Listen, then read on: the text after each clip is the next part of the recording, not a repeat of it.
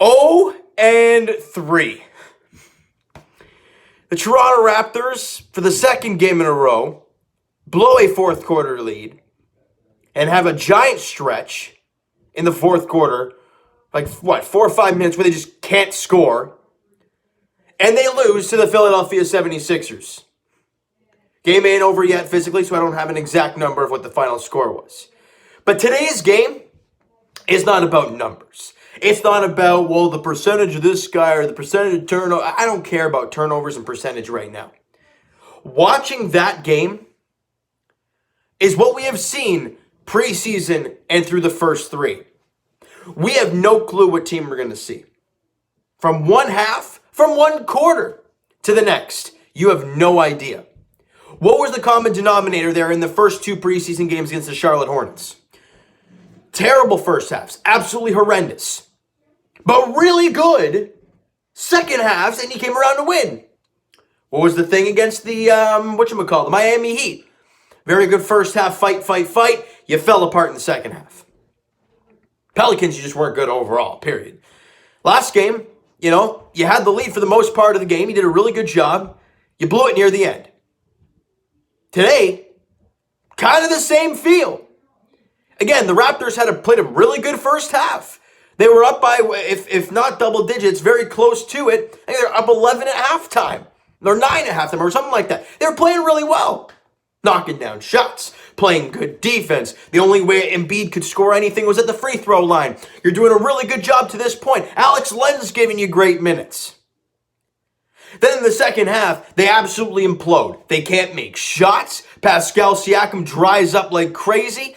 And it was, they couldn't find anything, and you lose. Terrible. And then, in my TSN turning point in the fourth quarter is when the Raptors were up by, at the time it was up by 1. Lowry's at the free throw line, makes the first, scoreboard changes, and then we're down 1, and I'm like, oh, they have something wrong. They have something wrong. Aaron Baines' 3 that happened, a minute before that free throw was taken, they take it away completely. You were up by 2, and they take it away. You're down by 1. Now, yes, it would have put you up, it would have tied the game, and it did end up tying the game at the time. But that momentum swing, because if you're on the opposing bench, look, put yourselves in a sports player's shoes, whether you're a sports person or not when it comes to playing. If you're standing there and you look up at the scoreboard and your team's down by 2, what's the mindset? Okay, we got to make some shots, right? We got to knock down some shots. Whether it's 2 or 3, get back in this game. When you're up by 2 or up by 1 and then you're tied, it kind of changes a little bit. And the Raptors had the lead. They got to take it away. And they're like, are you kidding me? And from that moment on, it went down the toilet and they lost.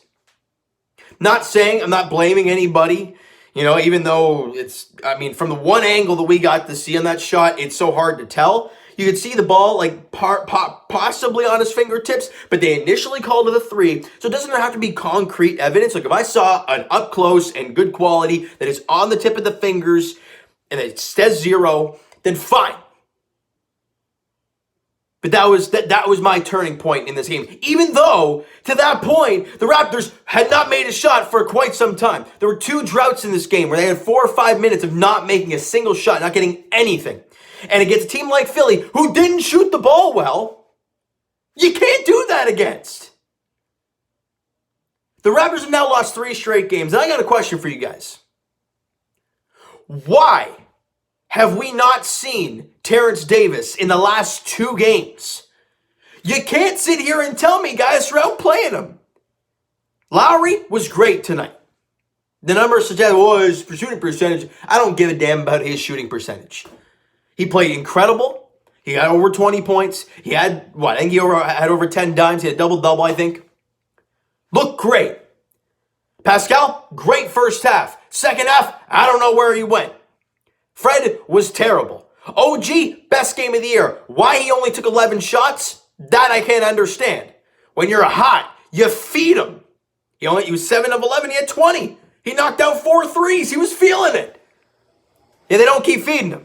I don't get that part. Baines, I thought he was going to do a good job on Embiid. on Embiid because of his Marc Gasol feel. Well, clearly, he is not Marc Gasol and Joel Embiid. Because you look at the numbers Embiid put up today against, the Raptors and what he did prior against Marc Gasol, totally different. Marc Gasol completely took him out of the game.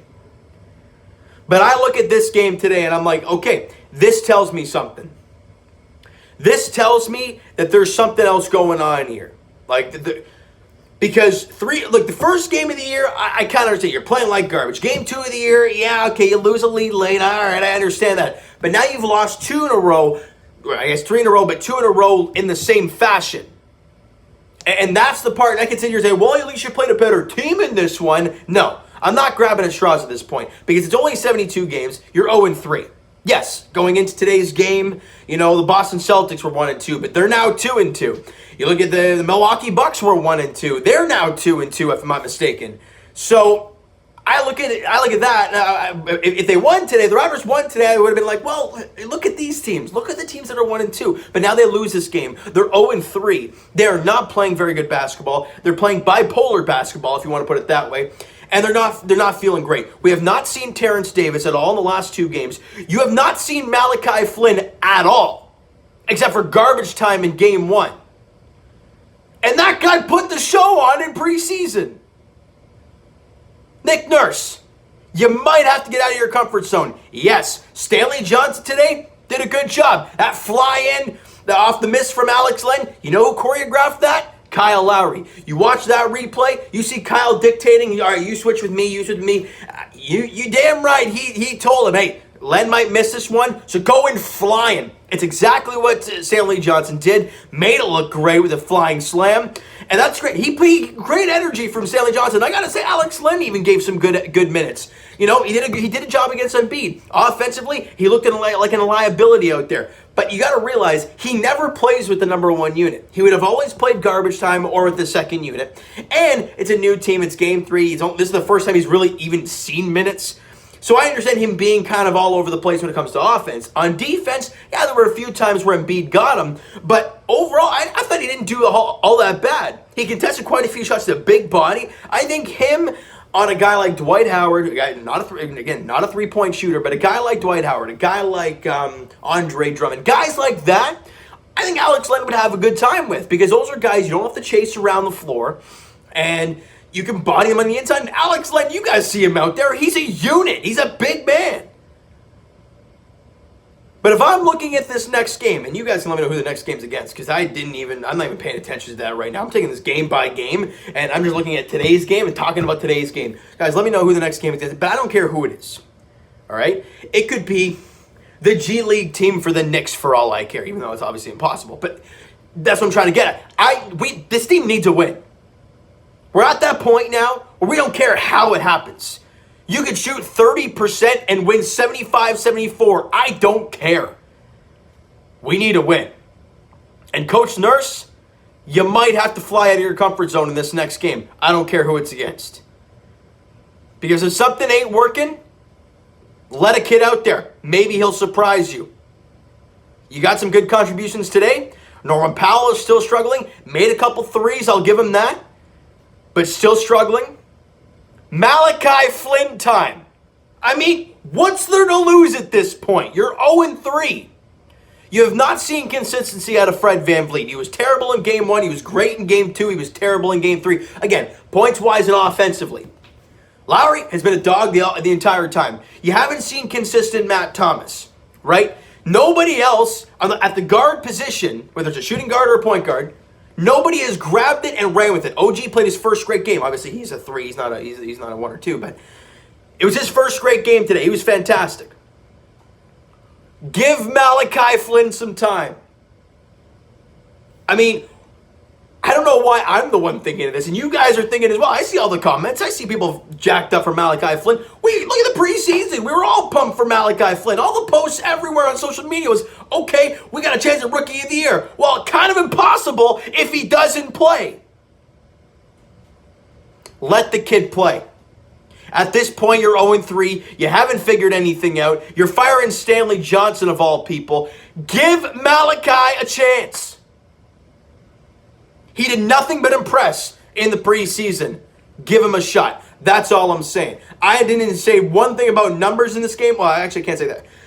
Nothing concrete, nothing turnovers. I don't care about those. What do I always say in baseball videos, if you guys watch the Jays videos? I always say, let your eye test tell you what pitching change to make or what not. I'm letting my eyes tell me what to talk about when it comes to this game. And it was trash. Very good first half. Abysmal second half. Plain and simple.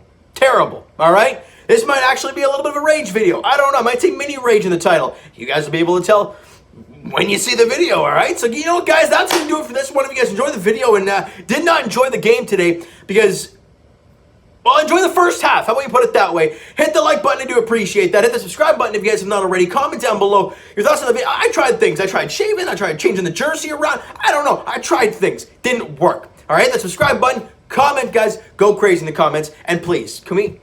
I know if you guys are watching this video still, I applaud you. Can we quit with the just trade Siakam talk? Like, I understand the James Harden rumors came out, and they're like, well, it involves Siakam. And then instantly everyone's like, yeah, trade Siakam. Now they're trying to make all these other trade proposals for Siakam. Heck, people are making trade proposals in the bubble for Pascal. How about you just say, okay, this is our team. What can we do to figure it out? Instead of saying, okay, I'm going to trade this guy, I'm going to trade this guy, and I'm going to bring these guys, and then we're going to be instant champions. Worry about what we got right now. Let Masai do that. And we're all GMs, right? We can all talk and talk and talk. And people are still going to comment all their great stuff. But for me, I look at this situation, and I'm like, look, Pascal, you see glimpses of great stuff. But then you see a lot of things, like I said, the first half, he was fantastic. Knocked down 3 threes. Yeah, his mid-range was looking pretty good. He looked very smooth. He looked very confident. Then he just lost himself in the second half. I don't know what happened. So I don't know where his head's at. I don't know where his game is at right now. It is all over the place, guys. All right? Like I said, comment down below, though. Go crazy. Go nuts, guys. All right? And Twitter's down below for myself. Follow up, send me a DM, know that great stuff. Also, the Instagram page is down below, so follow up there if you've not done so already.